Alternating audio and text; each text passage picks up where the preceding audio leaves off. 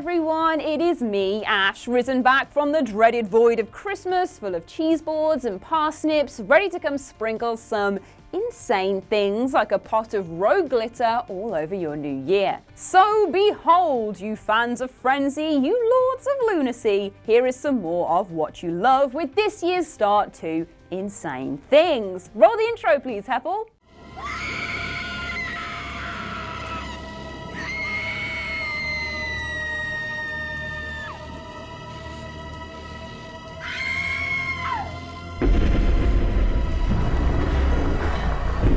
Attack of the insane thing! 9. David Chase accidentally spoiled the end of The Sopranos. It's now been more than a decade since Tony Soprano hung up his crown as the greatest TV character, possibly of all time. Alright, calm down, Heisenberg. And since then, the single most pressing question that has endured is fairly obvious. Thanks to the ending of the show, which controversially cut to black before we got a definitive answer on whether Tony was whacked or not, fans have speculated on the outcome. The simple fact is that for all the teeth gnashing and the complaints that we all deserved something more definitive, that was one of the most perfect endings in TV history. It was art, and the fact it triggered so many reactions is testament to its success. It was, in the words of the youth, an absolutely banter ending and it didn't need an answer. Imagine the balls it took to do that.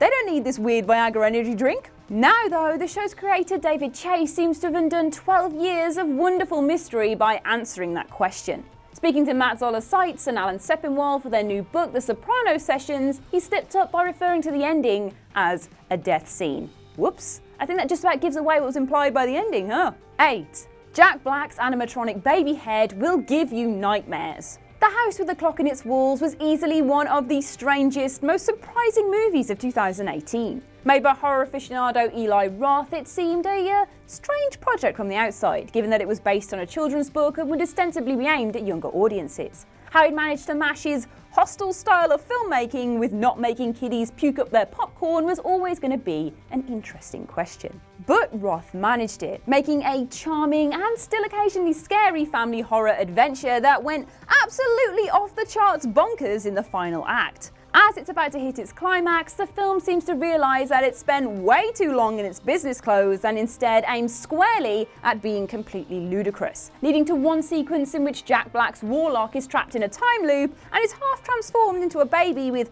Black's bearded old man head still intact. If it sounds weird, that is nothing compared to the nightmarish reality of the animatronic Jack Black baby monster that was created for the movie and is now out there just existing menacingly as if that's perfectly fine. Discovered in the marketing for the Blu-ray release. 7. Melissa McCarthy bought the sandwiches. Award shows are an interesting satellite on the film and TV industry, and while nobody seems to want to present them anymore and nobody wants to hire anyone to present them based on jokes they made before they realised that being a terrible person for the lols is not a good way to live, they are still big attention grabbers. The first major event of the year, as ever, was the Golden Globes, which took heat for acknowledging that Bohemian Rhapsody is a better film than Bryan Singer is a person. They also had a problem with snacks apparently, because they serve all the food before the event when most of the stars are on the red carpet, telling someone who looks like Ryan Seacrest who they're wearing, or something like that.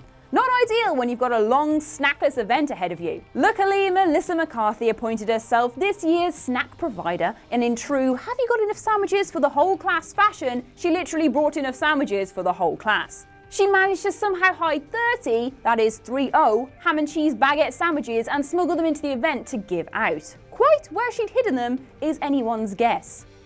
Not all superheroes wear capes is all I'm saying. 6. Skate Jam was almost a thing. As the world gears up for the incredible cultural event that will be Space Jam 2 in the next couple of years with LeBron James, who thankfully is a far superior actor to Michael Jordan, this week saw a reminder that almost got to say an entirely different sequel. Back in 2003, the world was still obsessed with Tony Hawk. Pro Skater 4 had just come out, iconic skate movie Grind came out, and Linkin Park were at their height. This was a simple time when kids took to the streets to pull off sick ollies and kickflips rather than taking to social media to call each other cooks and joke about depression. And it was almost even better, because Tony Hawk almost starred in Skate Jam, which would have used the Space Jam formula only with skateboards, which makes them 100% cooler. thanks to Looney Tunes back in action, it was cancelled. Because apparently we aren't allowed nice things. Imagine how amazing that would have been. After all, skateboards were big business back then. Just look at the third Spyro. 5. There's a new talent show. And it's crazy.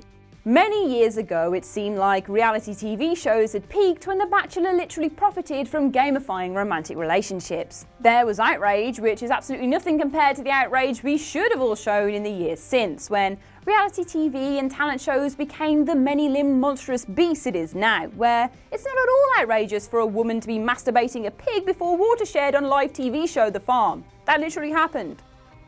Why? Why? Why?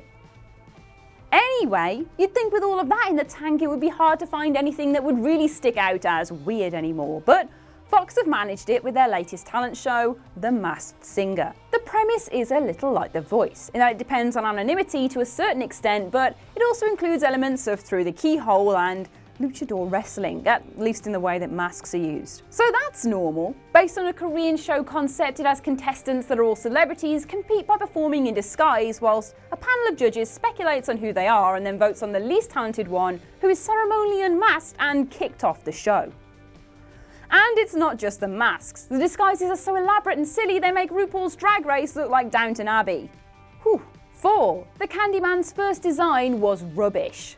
Part of the enduring appeal of the Candyman as a horror villain, even when the movies he's appeared in have been poor at times, is that Tony Todd's performance was chilling and the actor had a sort of intangible terror induction magic about him. He was great, he was really good. His menace and the simplicity of his design, essentially a normal-looking guy with a grotesque hook hand, was why he worked so well. Monsters are always more scary when they look a lot like us, after all.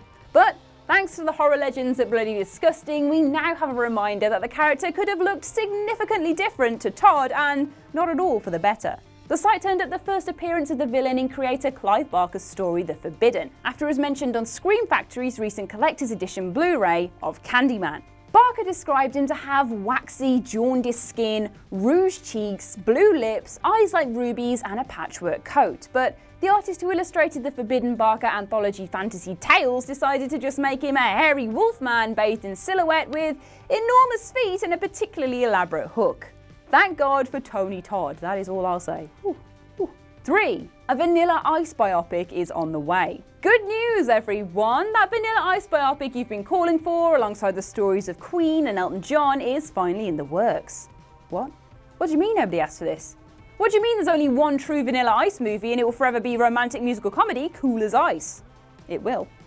Anyway, according to Production Weekly, a biopic called To the Extreme, an amazing title, could be on the way, starring Dave Franco as Robert Matthew Van Winkle, aka Vanilla Ice. It will focus on how a high school dropout selling used cars in Dallas went on to have the first hip-hop single to top the Billboard charts with Ice Ice Baby, and will show how a young Vanilla Ice struggles with stardom, extortion attempts, and selling out as he makes music history. Selling out? How dare they? Ninja Rap from the Teenage Mutant Ninja Turtles live-action movie was an anthem that spoke to a generation. Let's hope they go with a slightly more comedic approach, which Franco's possible casting should allow. There is no word on what his rapping skills are like this far though. 2. Samuel L. Jackson just straight up does not give a damn. Samuel L. Jackson has a bit of a history for talking in interviews and on the marketing trail for his movies without entirely wondering whether his studios would be happy with what he's saying. He's in good company with the rest of the Marvel cast though, because they tend to throw out spoilers all the time, to the extent the studio has been forced to take dramatic measures to guard their secrets. For the likes of Infinity War, Captain Marvel, and Avengers Endgame, spoilers have been impressively limited. But the minute Jackson gets into interview mode, you know something is bound to go sideways. The star behind Nick Fury's eye patch spoke to Entertainment Tonight to spoil one of Captain Marvel's superpowers and pretty much spoil why she's so important to Endgame's plot. He's quoted as saying, "She's one of the few people in the Marvel universe that can time travel," which is some pretty big news since it's never been in the comics before. Good one, Sam. Marvel will no doubt take this really well. Let's hope for his sake that he's just lying. 1. Hail Satan! It might have been a pretty divisive one among critics, but Vice has a Christian Bale method performance as a string to its bow that's always good enough for a fair bit of awards attention. The man of 1,000 faces and voices is apparently superb as Dick Cheney, and he saw his award in the form of a Golden Globe for Best Male Performance of the Year. Naturally, he's celebrated as any normal actor would by standing in front of the amassed crowd, or presumably eating sandwiches that smelled a little bit of Melissa McCarthy, and offering his thanks to our Dark Lord, Satan. Of course, that went down like a tin of lead balloons, or like a man thanking Satan at an awards ceremony, and lots of people were unimpressed, including Cheney's own daughter. Ooh. But he did find friends in the shape of the Church of Satan who shared the following response.